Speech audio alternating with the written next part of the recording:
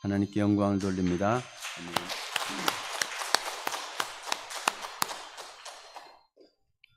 오늘은 하나님의 보호와 우리 복음의 증언, 이런 제목으로 함께 은혜 받기를 원합니다.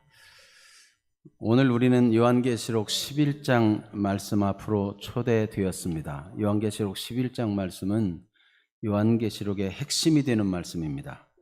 요한계시록은 고난과 박해 한복판에 놓인 초기 교회 성도들에게 위로와 소망 그리고 큰 용기를 주는 메시지였습니다. 과연 오늘을 사는 우리에게도 이 말씀이 소망이 되고 위로가 되고 용기가 될까요? 우리 삶에서 만나는 수많은 고난과 환난과 재난들을, 그리고 숱하게 마주하는 질병들, 이런 가운데서도 하나님은 과연 우리에게 보호해 주시고 계시며 또 그 보호의 약속이 실제처럼 느껴지지 않는 그런 상황들을 경험하면서 이 하나님의 보호의 약속과 축복의 말씀이 과연 조화를 이룰 수 있겠는가 하는 것입니다. 이 고난과 질병들과 문제들이 축복된 약속들과 조화를 이룰 수 있겠는가? 우리 삶이 너무 고달프고 힘들면 하나님의 약속은 약속이지만 현실은 하나님의 약속하고 아무 관계없이 고달프고 절망스럽고 한스러운 삶을 경험하지 않습니까? 정말 조화를 이룰 수 있는 것일까요? 요한계시록 11장은 7인과 7나팔의 재앙들, 심판들, 그 골짜기 속에서 발견할 수 있는 보화와 같은 것입니다. 10장에서 우리가 큰 음성으로 힘센 천사가 말하였던 그 힘센 천사 손에 있었던 작은 책의 내용이기도 합니다. 사람으로서는 이해할 수 없는 일을 만날 때도 참된 위로와 소망을 주는 메시지이기도 하는 것입니다. 오늘 이 말씀을 통해서 숨겨진 보화를 발견하는 시간이 되기를 바랍니다. 정말 이 말씀이 의도하는 바가 제대로 전달돼야 될 텐데 제 말이 짧을 수가 있습니다. 제 표현이 어둔할 수 있습니다. 아무쪼록 주의 성령께서 알게 하시고 듣게 하시고 마음에 가까이 느껴지게 해주시기를 기도하는 마음으로 이 말씀을 전합니다. 1절, 2절을 한번 같이 읽어보겠습니다. 또 내게 지팡이 같은 갈대를 주며 말하기를 일어나서 하나님의 성전과 제단과 그 안에서 경배하는 자들을 측량하되 성전 바깥마당은 측량하지 말고 그냥 두라. 이것은 이방인에게 주었은즉 그들이 거룩한 성을 42달 동안 짓밟으리라. 아멘. 같은 하나님의 성전인데 성전과 제단과 그 안에 경배하는 자들은 측량한다, 보호한다는 의미를 가지고 있어요. 보호하고 성전 바깥에 있는 바깥마당은 측량하지 말고 이방인에게 짓밟히도록 내두라. 어떻게 이렇게 하실 수 있을까? 같은 성전인데 하나님의 보호와 돌보심 안에 있기도 하고 짓밟히도록 내버려 두기도 하고, 이게 도대체 무슨 말씀입니까? 하나님께서는 이 두 가지 측면을 갖고 계시는 것입니다. 그래서 첫째는 보호의 측면입니다.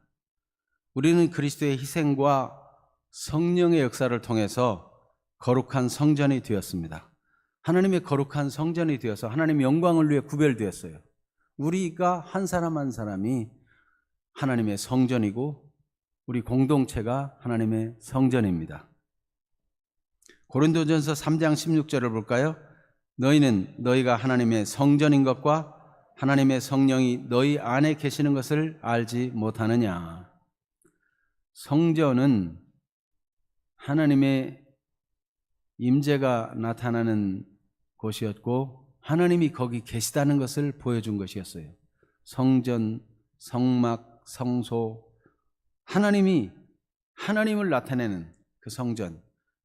그런데 우리가 예수 그리스도를 통해서 예수님의 보혈로 속죄함을 얻고 우리가 예수님과 연합함으로 우리가 거룩한 하나님의 성전이 된 것입니다. 하나님은 우리의 모든 것을 다 헤아려 알고 계십니다. 마치 세밀하게 측량하는 것처럼 다 알고 계십니다. 우리에 관한 것을 모르시는 게 없어요. 하나님 우리를 다 알고 계신다는 것은 찔리라고 하는 게 아니고, 하나님이 우리를 세밀히 알고 계신다는 것은 우리를 그만큼 도우시고 보호하시고 공급하시고 은혜를 주신다는 뜻입니다. 우리의 질병도 아시고 우리의 고민도 아시고 우리의 처절한 형편도 아시고 치열한 삶의 현장을 아시고, 하나님은 우리를 다 헤아려 알고 계십니다.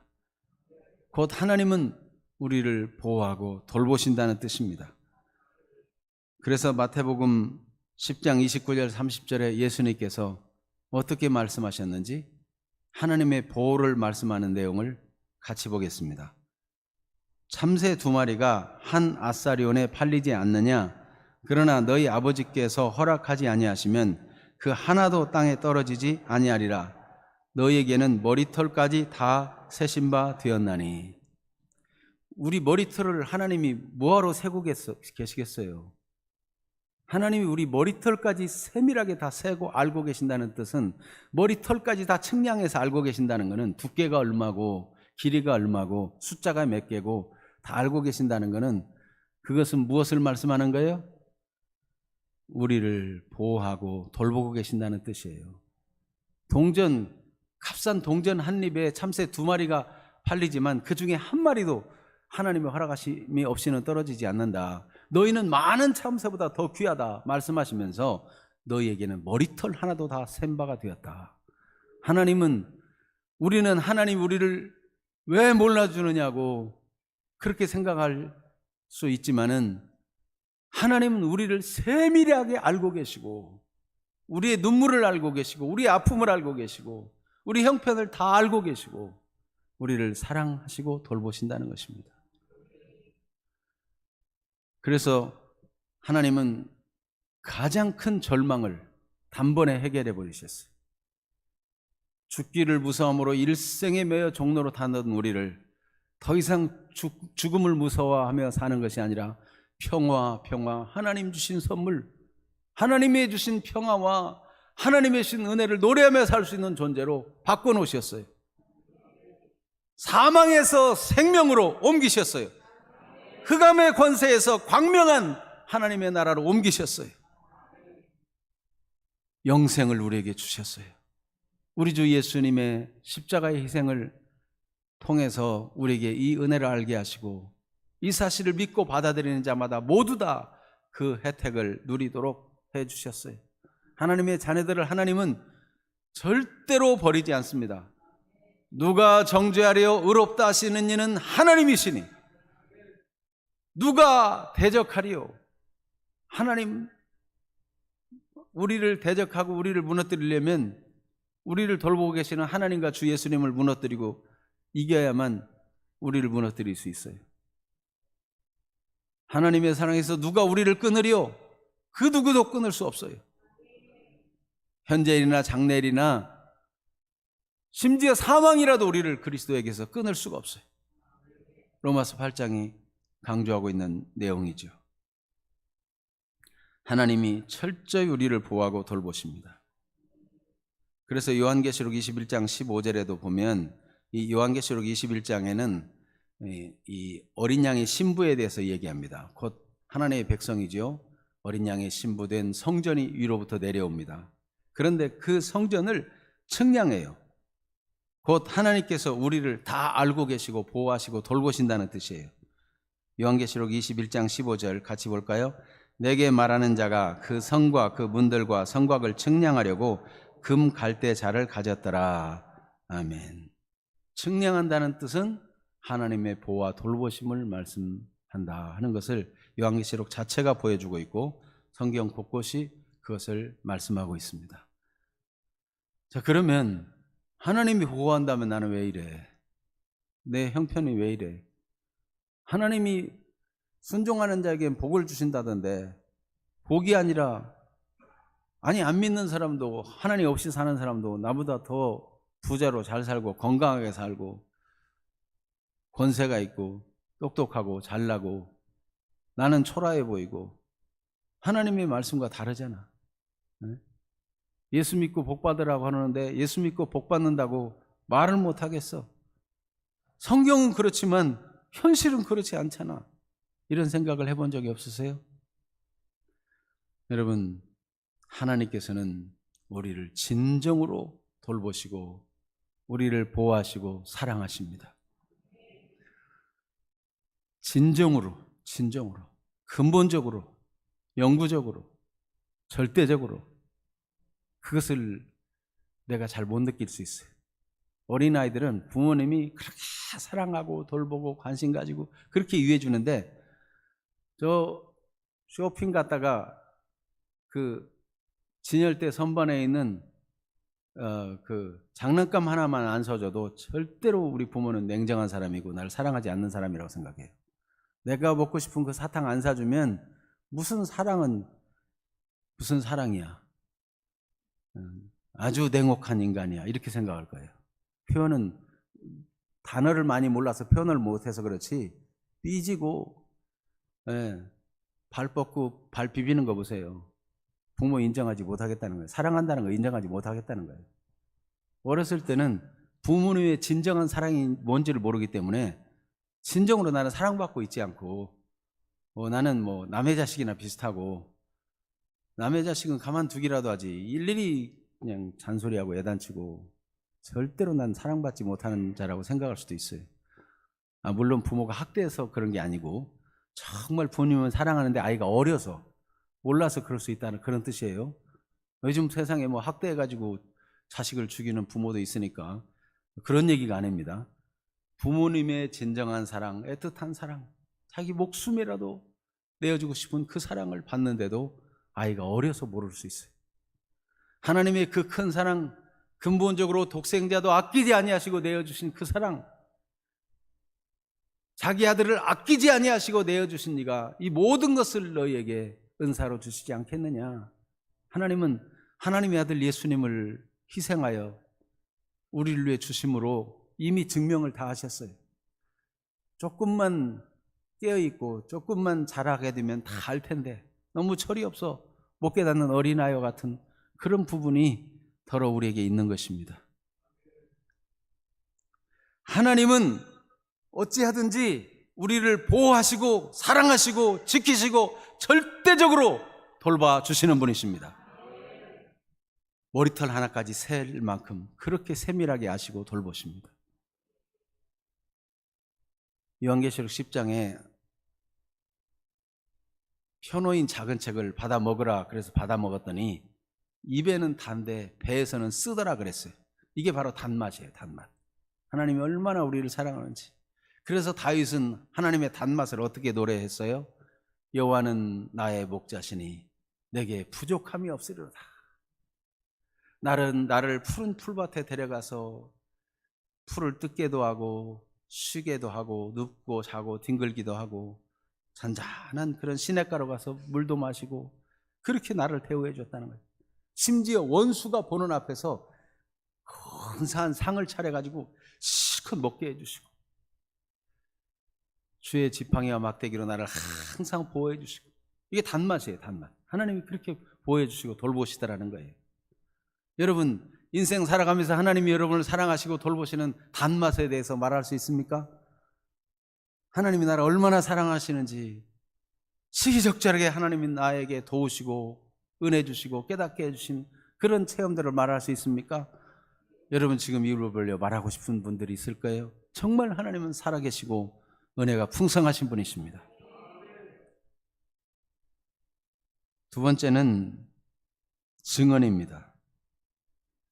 단맛은 하나님의 보호와 돌보심이라면 또 다른 측면이 있는데 복음을 증언하는 것입니다. 복음을 증언하는 일에 있어서는 하나님의 돌보심이 분명히 있음에도 불구하고 하나님은 때때로 짓밟힘을 당하게 하고 측량도 하지 않고 모르는 척 하시고 돌봐주지도 않는 것처럼 그렇게 느낄 때가 있습니다.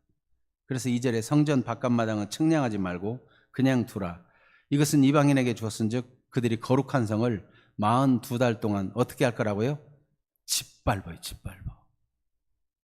여러분, 하나님의 자녀들이 짓밟힘을 당하고 모욕을 당하고 하나님의 자녀들이 천히 여김을 받고 하나님의 자녀들이 멸시를 받고 하나님은 어디 계시는 거야 도대체? 하나님은 전혀 돕는 것 같지 않고 이 아픔을 하나도 헤아려 주지 않고 그런 측면도 있다는 거예요. 우리가 신앙생활하면서 단맛만을 알고 쓴맛을 모른다면 어린아이와 같은 거예요. 신앙생활, 예수 그리스도를 믿고 하나님의 자녀되어 사는 길에는 단맛도 있고 쓴맛도 있어요. 여러분 음식 중에 오늘 아침에 뭘 들고 오셨는지 몰라도 달콤한 맛도 있고 신맛도 있고 쓴맛도 있고 고통스러울 만큼 매운맛도 있고 다 맛이 있죠. 어린아이는 단맛만 좋아하죠. 단맛. 저 오가피 같은 거 쓴맛은 그냥 얼른 뱉어버리고 매운 고추, 청양고추 이런 건 못 먹을 거라고 생각하고. 그래서 고린도전서 3장 1절 2절에도 보면 바울 사도가 내가 신령한 자를 대하는 것처럼 너희를 대할 수가 없어서 육신에 속한 자 곧 그리스도 안에서 어린 아이들을 대함과 같이 하노라 그러면서 밥으로 먹이지 못하고 죽으로 먹인다. 죽유로. 히브리서 5장에도 보면 때가 되어 너희가 마땅히 선생이 되었을 터인데 자라나질 않아가지고 여전히 어린아이 같은 신앙이 돼가지고 벌써 선생이 돼야 되는데 아직도 말씀의 초보가 무엇인지 가르침 받아야 되고 단단한 음식은 못 먹을 자가 돼가지고 맨날 죽이나 먹고 젖이나 먹고 이런 자가 되었다. 성령께서 탄식하는 말씀이 있어요. 여러분 하나님께서는 단맛도 주시지만 쓴맛도 주십니다. 고통스러운 맛도 주십니다. 이걸 알아야 돼요. 자기 스스로 생각하기를 신앙생활은 항상 단맛이다. 항상 복받고 잘되고 성공하고 소원대로 되고 이렇게 생각하고 있으면 하나님의 말씀 성경과 달라요. 그러다 보면 자기 생각으로 믿다가 스스로 실망하고 넘어집니다. 오늘도 이 요한계시록 11장은 요한계시록 전체의 핵심이에요. 엑기스와 같아요. 여러분 이 뭡니까 매실청 같은 걸 이렇게 식초를 담그고 뭐 담그잖아요. 해가지고 엑기스로 만들어요. 거기다가 그걸 불에다 막 졸이기까지 하면 조청이 되죠. 엑기스 중에 엑기스. 그 수많은 거를 그 엑기스 한 스푼을 먹어도 어마어마한 걸 섭취하게 돼요. 지금 요한계시록 11장은 요한계시록의 엑기스요 성경 전체의 엑기스와 같아요. 그래서 단맛도 있고 쓴맛도 있다. 그거예요. 복음에는 단맛도 있고 쓴맛도 있다. 그거예요. 그래서 교회는 하나님의 영광을 위해서 세밀히 보호받는 측면이 있음과 동시에 예수님께서 우리 죄를 위해서 우리를 죄에서 구원하기 위해서 희생하신 것처럼 우리도 희생하고 고난당함으로 복음을 전하는 그런 측면이 있다는 것입니다. 자, 그래서 잠시 본문을 따라 살펴보면 증인에게 어떤 권세를 주는가 하는 것을 기록하고 있어요. 자, 여기 두 증인에게 권세를 준다 3절에 그랬고 두 감람나무 두 촛대 요한계시록에서 촛대를 뭐라고 표현했었죠? 촛대는 교회였죠. 네. 별은 일곱 별은 일곱 교회 사자요 일곱 촛대는 일곱 교회니라. 이제 생각이 나세요? 네. 이 둘은 증인의 수예요. 둘. 한 사람의 증인으로는 확실하지 않으니까 둘 이상일 때 그게 확증이 되는 겁니다. 증인. 그리스도인들, 하나님의 자녀들은 이 증인되는 삶을 살아가도록 부르심 받은 사람들이에요. 그러면 이 증인에게는 어떤 권세를 주는지, 자, 5절, 6절을 크게 읽겠습니다. 5절 시작. 만일 누구든지 그들을 해하고자 하면 그들의 입에서 불이 나와서 그들의 원수를 삼켜버릴 것이요, 누구든지 그들을 해하고자 하면 반드시 그와 같이 죽임을 당하리라. 그들이 권능을 가지고 하늘을 닫아 그 예언하는 날 동안 비가 오지 못하게 하고, 또 권능을 가지고 물을 피로 변하게 하고, 아무 때든지 원하는 대로 여러 가지 재앙으로 땅을 치리로다. 아멘. 복음을 증언할 수 있도록 하나님이 온갖 권세를 다 주셨는데 그 권세가 어마어마합니다. 복음을 증언하라는 그 이유를 가지고 주신 권세는 아무도 해할 수 없게 만들겠다는 거예요. 누구든지 그를 해하고자 하면 그들의 입에서 불이 나와가지고 원수를 삼켜버리겠다. 감히 손도 댈 수 없도록 하나님이 그렇게 권세를 주었어요. 누구든지 그를 해하고자 하면 반드시 그와 같이 죽임을 당하리라. 얼마나 강력한 권세를 주었는지. 심지어 그 권능은 하늘을 닫아 비도 내리지 않게. 누가 생각나요? 엘리야가 같은 권능을 줘가지고 엘리야의 입에서 다시 말이 나오지 않으면 비가 오지 않아요. 이슬도 안 내려요. 그런 권능을 주었어요. 왜요? 복음을 증언하라고. 모세와 같은 권능을 줘가지고 물을 피로 변하게 하고 10가지나 막 재앙이 아무 때든지 원하는 대로 재앙들을 나타낼 수 있도록 그렇게 권능을 줘가지고 땅을 치게 만들었어요. 하나님의 복음을 증언해서 하나님의 백성들을 건져내라고. 하나님이 이렇게 어마어마한 권능을 주신 것입니다. 예수님께서도 마태복음 28장 18절 어떻게 말씀하셨죠? 하늘과 땅의 모든 권세를 내게 주셨다. 그러면 어떻게 하라고요? 네, 너희는 가서 복음을 전하라는 거예요. 예수님이 하늘과 땅의 모든 권세를 가지고 너에게 명령하는데 내가 이 권세를 주어서 너를 보낸다, 이렇게 말씀하는 거예요. 그래서 예수님 지상에 계실 때도 제자들이나 12제자들이나 70인들 전도할 때 권능을 주어 보내니까 막 귀신들이 벌벌 떠는 그런 모습이 나타나고 죽은 자가 살아나기도 하고 병든 자가 고침받고 이런 권능을 주신다는 겁니다. 증언할 수 있도록. 얼마나 감사한 일. 사도행전 1장 8절에도 오직 성령이 너에게 임하시면 너희가 권능을 받고 예루살렘과 온 유대와 사마리아와 땅끝까지로 내 증인이 되리라. 그렇게 되도록 하나님이 권능을 주어 보내겠다는 거예요. 그래서 여러분, 이 복음의 증언을 하게 되는 증인으로 산다는 것은 하나님의 권능을 덧입고 사는 거예요. 여러분, 신앙을 능력 있게 신앙생활을 하려면 복음의 증인으로 살면 하나님의 권능을 경험하며 살게 되는 것입니다. 그런데 이렇게 어마어마한 권세를 주시면서 동시에 무엇도 각오해야 된다고 말씀하는지, 7절에서 10절 말씀인데,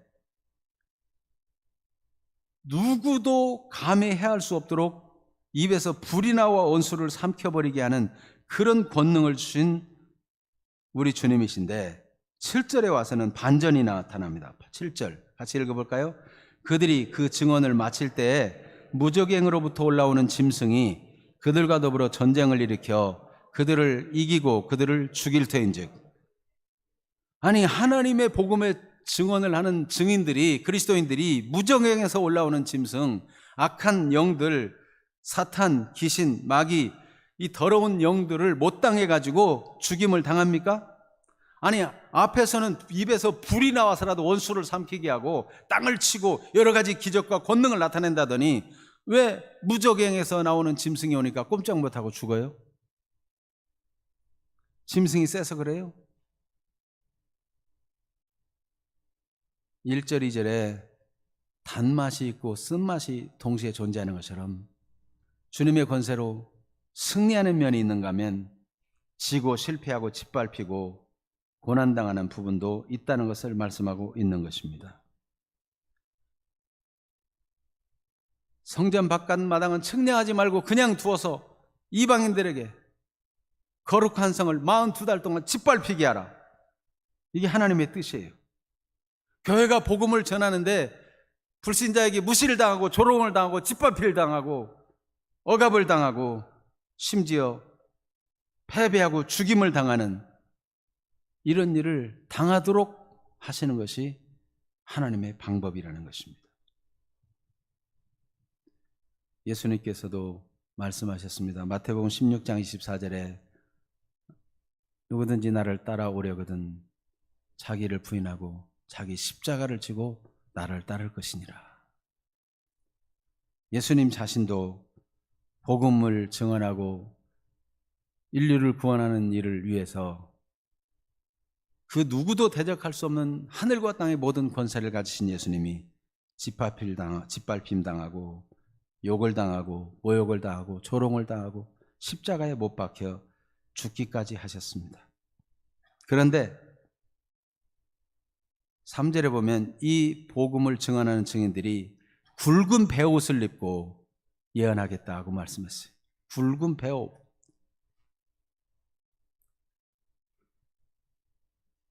회개를 촉구하는 일들을 완성하겠다는 거예요.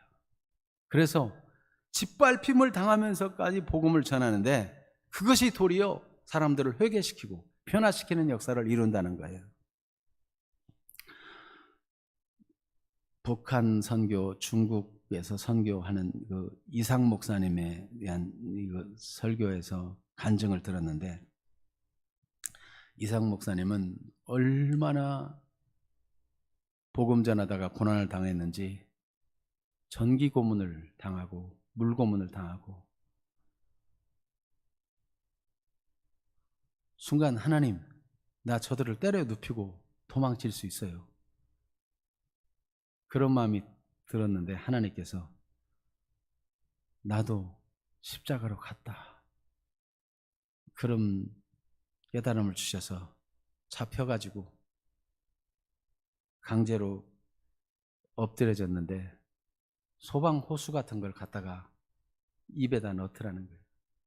몸부림치고 몸부림치다가 못 당해서 이 호수가 들어오는데 궁금해서 한번 봤대요. 그랬더니 항문으로 시뻘건 물 같은 게 확 쏟아져 나가더래. 그리고는 다시 전기고문실에 가서 전기선을 손에 테이프로 칭칭 감아주더니 스위치를 턱 올리는데 기억상실증, 아무것도 내가 누군지, 왜 여기 와 있는지, 지금 무슨 상황인지 아무것도 모르는 상황이 되더라는 거예요. 이 고문이 계속되는데 냉동실로 데려갔는데 거기는 바닥도 얼었고 벽도 얼었고 천정도 얼었고 완전 다 냉동실인데, 그래도 뭐 먹은 게 있다고 똥이 마려워서 똥을 놓겠다 그러더니 아는 척도 안 하더래. 그래서 별 수 없이 한쪽에 가서 똥을 놓았답니다. 그리고 가만 두고 있더니 똥이 얼기를 기다렸다가 똥을 먹으라 하더래요. 그래서 복음 전하다 잡힌 거예요. 똥을 혀로 녹여가지고 그 똥을 녹여서 그렇게 먹었대요.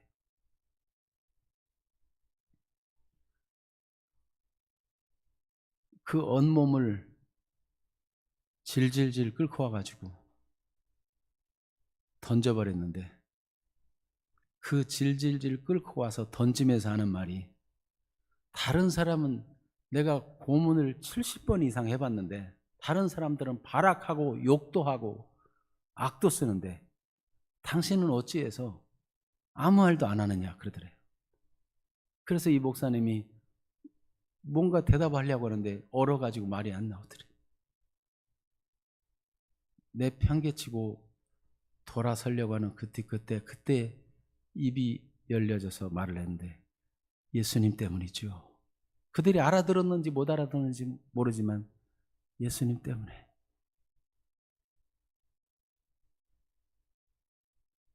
그 후에 이제 이분은 미국 시민권을 가진 분이니까 집으로 돌아오게 되었는데 기억 상실증이 걸려가지고 집에 왔는데 주일날 교회를 가자고 하는데 예배당이 뭔지를 모르겠더래요.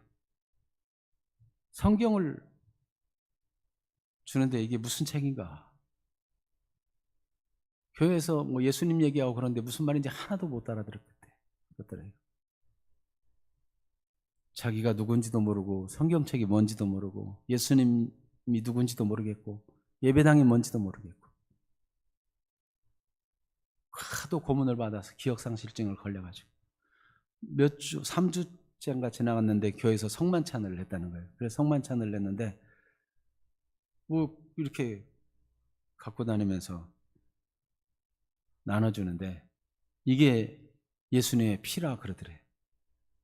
속에서 막 뭐가 올라오더래. 미친놈들. 무슨 살을 다 먹나.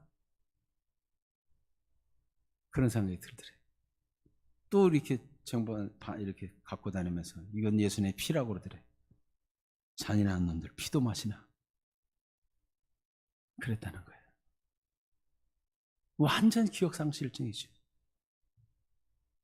그리고 그날 집에 가서 자고 그 성만찬이 뭔지도 모르고 그냥 먹고 마시고 그날 밤 자고 깨었는데 이 성만찬 후에 기억이 확 다시 살아났다는 거예요.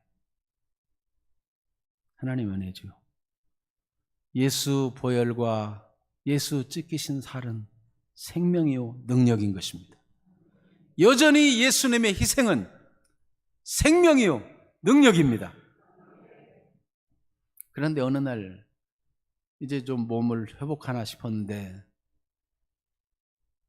10년쯤 됐을 때 하나님께서 너 그 도시로 다시 가라 그러더래요. 너무 무서워서. 왜요? 그때 내가 이랬다. 아니 하나님 그때 정기 고문할 때 전기도 안 나가게 해주셨잖아요. 하나님 무슨 일을 했는데요? 가서 보아라. 그런데 이 목사님은 너무 무서워서 하나님이 그에게 그 도시로 가라고 말씀한 후에도 3년 동안이나 가지 못하고 망설이다가 3년 후에 겨우 13년 만에 그 도시를 갔는데 길을 지나가는데 어떤 사람이 자기를 자꾸 힐끗힐끗 쳐다보는 것 같더래. 한 남자는 자꾸 외면하고 지나가고 한 여자는 자세히 쳐다보는 것 같고. 그 지나치려는데 여자분이 좀 얘기 좀 하자고. 용서하셨나요? 그래서 무슨 용서냐고. 목사님, 그때 목사님을 고문한 그 사람들을 용서하셨나요? 자기를 목사님이라는 것까지도 알고 그 상황을 다 아니까 무슨 얘기냐고. 그래서 물어보니까 자기 남편이 이상 목사님을 고문한 4사람 중에 한 사람이었다는 거예요. 집에 오면 술 먹고 와서 맨날 마누라 패고 그러던 남편이 어느 날 오더니 나 이제 술 끊겠다고 그래서 부인이 화를 냈대요. 그 얘기 내가 100번도 더 듣는다고 말해. 무슨 술을 끊느냐고 그랬더니 아니야 이번엔 진짜야. 우리 교회 나가자. 예배당 가자. 그러니까 이 부인이 뭔가 일이 있었구나. 그래서 들었더니 당신이 내가 고문 기술자인 거 알잖아. 자기는 무슨 상관이야. 돈 벌어다 주면 되지. 뭐 고문 기술자인지 뭔지 그런 관심도 없었다는 거지. 내가 한 사람을 고문했는데 이 사람은 다르더라. 우리 애들하고 교회 나가자. 그래가지고 교회를 나갔는데 그 고문 기술자들이 자기 가족 데리고 다 왔더래요. 그 교회에. 짓밟힘을 당하고 그렇게 고생을 했는데 하나님이 그 영혼들을 구원하신 거죠. 그 가족까지.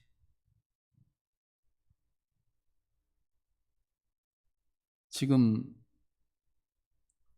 고문하던 사람이 어떻게 되어 살고 있는지 궁금하지 않냐고. 나 궁금하지 않다고. 알아야 된다고. 왜 알아야 되냐고 그랬더니 그게 바로 저 사람인데 목사님이 됐다고 그러더래. 여러분, 복음의 증은 짓밟힘을 당하고 뭉개지고 깨어지고 정신 이상 기억력 상실증까지 걸려가면서 하나님은 그 한 사람을 구원하시려고, 그 사람들을 구원하시려고 이렇게 하셨구나.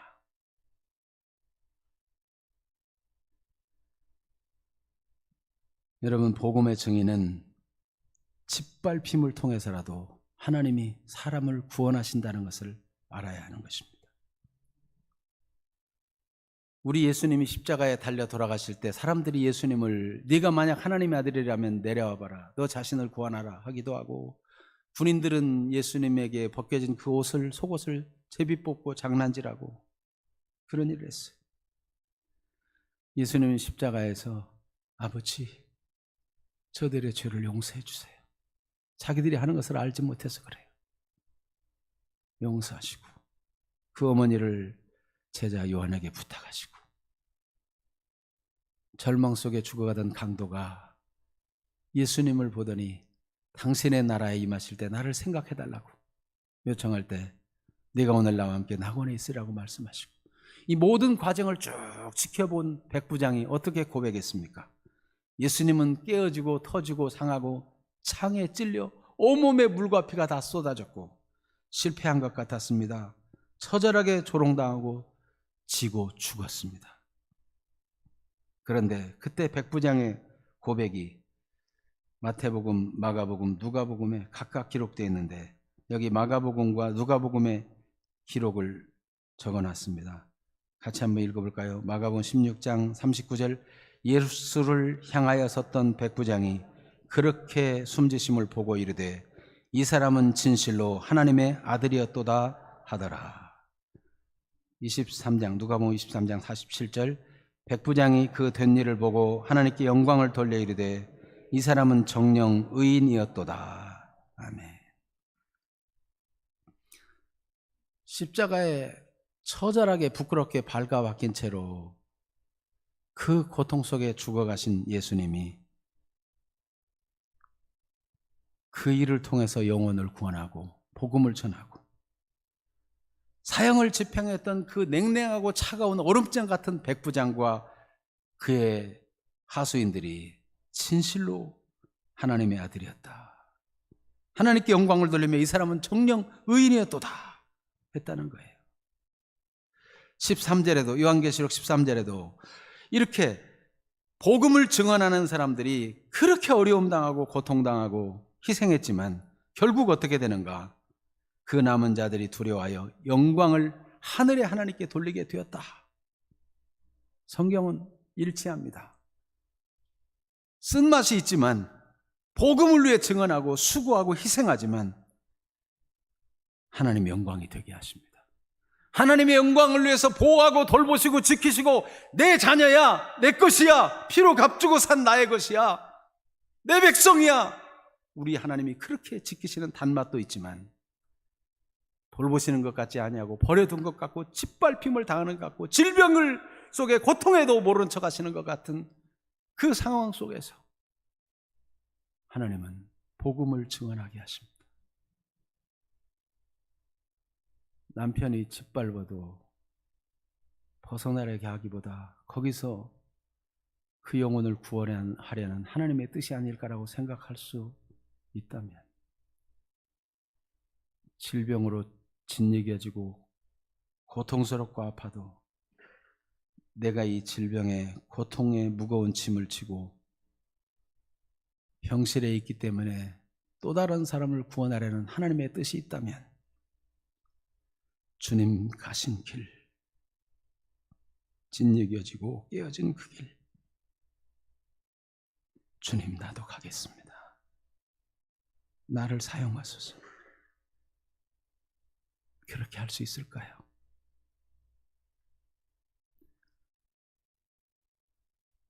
우리 주님은 우리를 복음의 증언할 수 있는 사람이 되게 하기 위해서 때때로 버려두고 미말에 처한 자처럼, 찌꺼기처럼, 만물의 찌꺼기처럼 그렇게 두기도 하십니다. 바울 사도는 간절히 기도해도 그 심각한 사탄의 가시, 그 질병이 고침받지 않을 때 하나님이 주시는 이 쓴맛, 오직 복음을 위해서 이것을 내게 가시로 두셨구나, 이건 평생 내가 끌어안고 살아야 되는 거구나 알고 오히려 감사하고 겸손히 복음을 위해 살 수 있는 중요한 도구로 알고 기뻐할 수 있었어요. 복음의 증인은 쓴맛이 있다는 것을 알아야 합니다. 그런데 증인이 복음을 증언한 결과가 어떻게 됩니까? 11절에서 13절 말씀을 한번 교독하겠습니다. 11절 3일 반 후에 하나님으로부터 생기가 그들 속에 들어가매 그들이 발로 일어서니 구경하는 자들이 크게 두려워하더라. 12절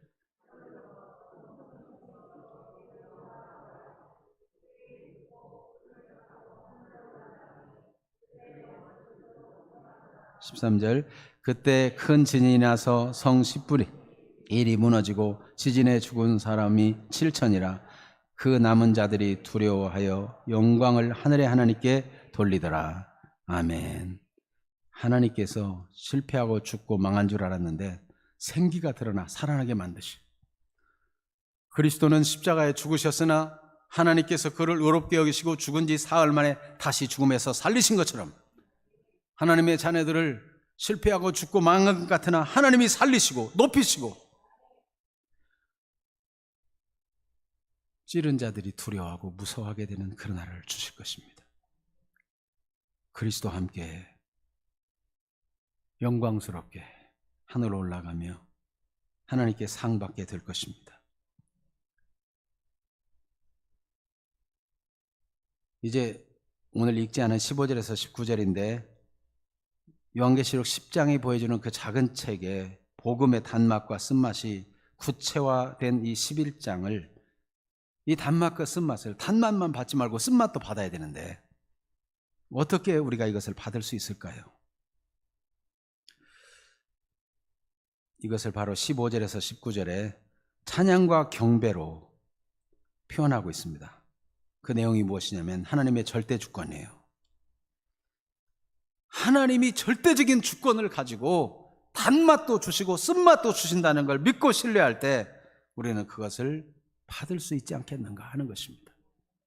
나는 단맛만 필요해요. 난 쓴맛 싫어요. 하나님의 절대 주권을 인정하지도 않고 신뢰하지도 않으면 하나님의 은혜를 온전히 받을 수가 없죠. 그래서 하늘에서 난 큰 음성을 보십시오. 11장 15절 같이 읽어봅니다. 일곱째 천사가 나팔을 불매 하늘에서 큰 음성들이 나서 이르되 세상 나라가 우리 주와 그의 그리스도의 나라가 되어 그가 세세토록 왕노릇 하시리로다 하니. 세상의 나라가 불의하고 악한 자가 득세하고 그리스도인이 짓밟힘을 당하고 망하는 것 같았는데 하나님께서 이제 하나님의 나라가 되게 하십니다. 세상 나라가 우리 주와 그의 그리스도의 나라가 되어 그가 세세토록 왕노릇 하리로다. 하나님의 나라가 오고야만 하는 것입니다. 여러분, 이 땅에 고난당하는 그리스도인들, 고통 속에 있는 사람들, 하나님의 나라가 오는 것을 소망으로 바라볼 때 하나님의 절대 주권을 믿고 쓴맛도 고난도 복음을 증언함으로 겪어낼 수 있는 사람이 되기를 원하시는 것입니다. 이게 하나에서 난 큰 음성이고 17절 18절에 24장로들의 찬양과 경배를 보겠습니다. 17절 18절 같이 볼까요? 이르되 감사옵나니 옛적에도 계셨고 지금도 계신 주 하나님 곧 전능하신 이여 친히 큰 권능을 잡으시고 왕노릇 하시도다. 이방인들이 분노하며 주의 진노가 내려 죽은 자를 심판하시며 종 선지자들과 성도들과 또 작은 자든지 큰 자든지 주의 이름을 경외하는 자들에게 상 주시며 또 땅을 망하게 하는 자들을 멸망시키실 때로소이다. 아멘. 하나님은 찬송받으시기에 합당하신 전능하신 하나님이십니다. 옛적에도 계시고 지금도 계시고 장차 오실 분이십니다. 전능하신 그분이 큰 권능을 가지고 왕노릇 하십니다. 왕노릇. 하나님이 통치하십니다. 하나님의 절대 주권, 결국 하나님의 손에 있다. 이걸 알 때 우리는 이 쓴맛도 감당하도록 힘을 얻게 될 것입니다. 그리고 그분이 심판주가 되어서 멸망할 자들은 멸망시키며 주와 복음을 위해 고난당하고 쓴맛을 본 사람들에게는 상 주시는 분이 되십니다. 하나님의 상 주심을 바라보면서 이겨낼 수 있다고 말씀하고 있어요.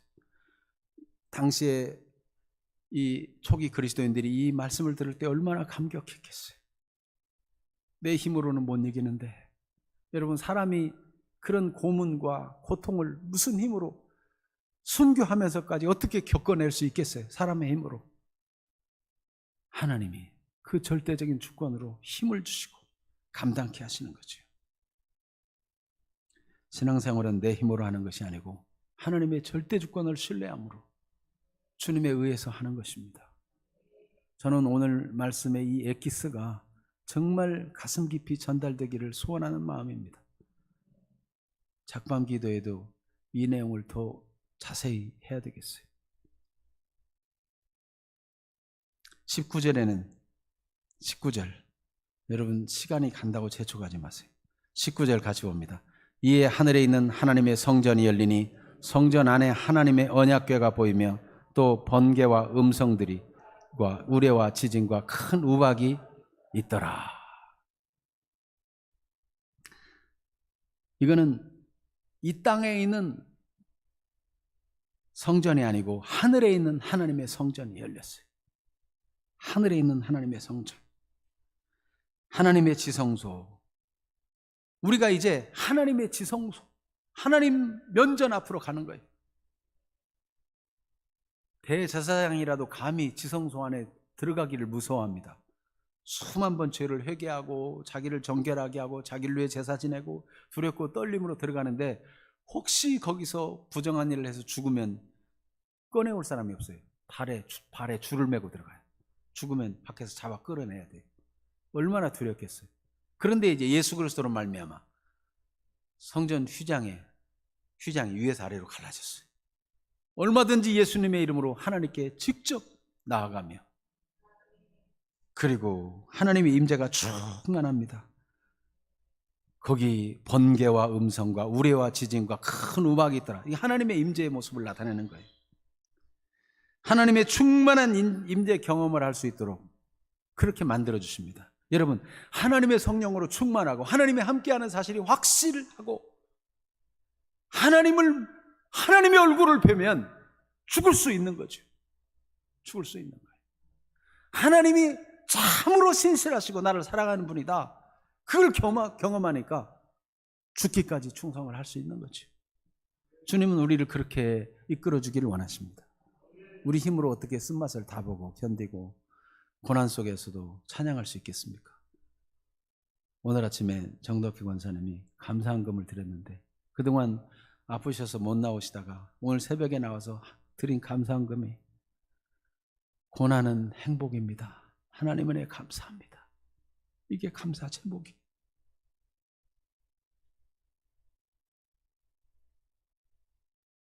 하나님이 만져주시고 하나님이 만나주지 않으면 어떻게 고난이 행복입니까?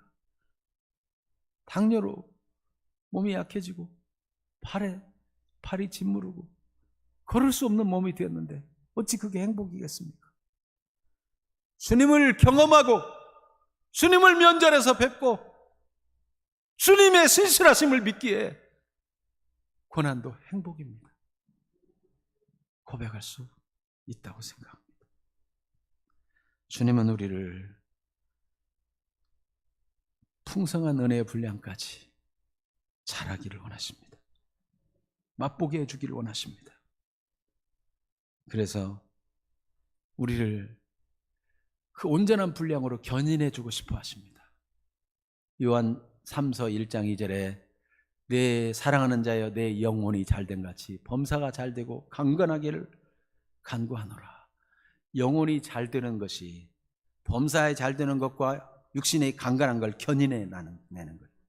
이거를 영혼이 잘되는 건 관심 없고 잘되고 형통하고 건강한 것만 생각하면 거꾸로예요. 여러분, 견인차가 약해가지고 뒤에 육중한 차를 매달고 하다가 뒤에 무거운 차의 힘에 의해서 밀려가지고 고랑으로 빠져버리면 되겠어요? 견인차는 튼튼해야죠.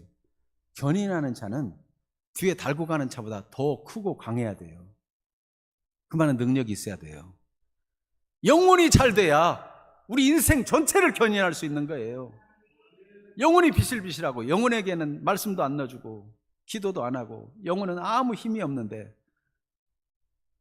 부자로 건강하고 잘 되면 영혼을 망치는 길로 구렁텅이로 빠지는 것 외에 무엇이 있겠습니까? 주님은 올바로 우리가 견인되기를 원하십니다. 영혼이 잘 되기를 원하십니다. 그래서 때때로 우리 현실이 고달프고 하나님이 나를 보호하고 지키시고 사랑한다는데 나는 왜 맨날 아프기만 하고 맨날 이렇게 고생만 하고 지지리 그냥 힘들기만 하고, 혹시 그렇게 생각하는 분 있습니까? 오늘 우리는 어떻게 살아야 됩니까? 분별력을 가져야 됩니다. 하나님이 우리에게 주신 단맛은 절대적입니다. 하나님은 절대 그리스도의 사랑에서 우리를 끊을 자가 없다고 절대적인 복을 약속했어요. 이것은 일시적인 것이 아니라 그 복과 약속은 영원한 거예요. 주님 주신 영생은 영원한 거예요. 하나님의 절대적인 주권에 의해서 준 거예요. 없어질 수 없는 거예요. 이것은 영적인 거예요. 물질적인 것이 아니에요. 이건 1차적인 거예요. 가장 중요한 거예요. 세상의 것은 물질적인 거, 가장 중요한 1차적인 게 아니라 2차적인 거 혹은 3차적인 거, 다 뒷순위의 것들. 하나님은 가장 중요한 1차적인 거를 흔들림 없이 약속했어요. 하나님이 영원히 우리 하나님이시고 하나님이 우리 영혼을 절대로 누구도 정죄하지 못하게, 누구든지 우리를 그리스도의 손에서 빼앗을 수 없도록 지키시고 돌보십니다. 영생의 나라에 확실하게 우리를 두신 것입니다. 그런데 우리가 하나님을 순종하고 하나님 은혜 가운데 살면 절대적인 단맛만 있는 것이 아니라 이 땅에서도 상대적인, 이 땅에 건강도 주시고 물질의 복도 주시고 성공도 하게 하시고 기도 제목도 응답받게 하시고 하십니다. 그러나 이것은 어디까지나 상대적이에요. 하나님의 절대 주권에 의해서 꼭 필요할 때는 주실 수도 있고 안 주는 게 유익할 때는 안 줄 수도 있어요. 하나님은 반드시 절대적인 것, 영원한 것, 관계적인 것은 변함이 없어요. 끊어지지 않아요. 그러니까 안심해도 돼요. 그러니까 세상이 어떻게 바뀌어도 하나님 주신 평안을 노래할 수 있고, 우리 아까 찬양 싱어들이 인도한 것처럼 아골골짝 빈들이라도 갈 수 있는 것은 하나님의 절대적인 보호와 돌보심 때문이에요. 그런 가운데 하나님이 부자가 되게 하기도 건강하게도 하실 수 있지만 하나님은 쓴맛으로 안 주실 수도 있어요. 그러나 우리가 정말 것이 없는 것은 하나님의 주신 절대적인 복으로 견인해서 육신적이고 물질적이고 2차적이고 일시적인 거 또 상대적인 것들은 다 끌고 갈 수 있도록 해주세요. 이 절대적 가치, 하나님의 절대 주권으로 주신 이 진정한 복을, 이 단맛을 맛보고 나면 다 이길 수 있는 거예요. 그러니까 다윗이 그 기쁨이 충만하다고 시편 16편에 고백하고 있는 거예요. 그 수많은 고난이 있고 그 역경이 있고 그 원수들이 벌떼같이 사자처럼 덤벼도 흔들리지 않을 수 있는 것은 하나님이 주신 기쁨으로 충만했기 때문에. 그러므로 우리는 어떻게 이 말씀을 받을 수 있고 말씀을 따라 단맛과 쓴맛을 동시에 주시는 하나님의 말씀을 받을 수 있고 그렇게 살아갈 수 있는가? 이 영적 기쁨으로 충만하면, 하나님의 보호와 은혜로 충만해서 튼튼하게 우리 남은 인생을 다 견인할 수 있는 견고함이 있으면 얼마든지 가능한 것입니다.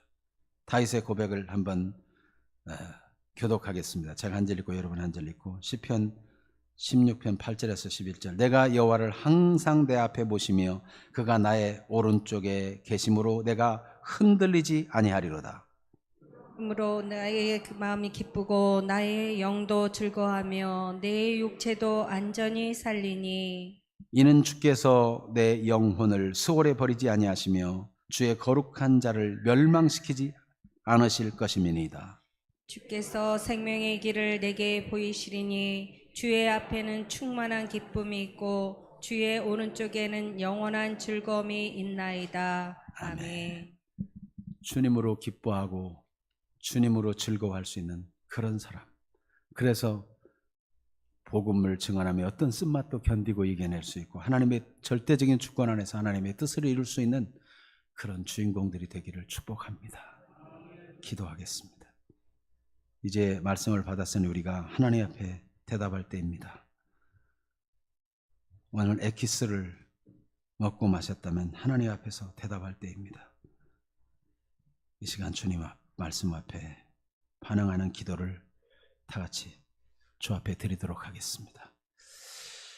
오 살아계신 하나님 우리 아버지, 주님의 말씀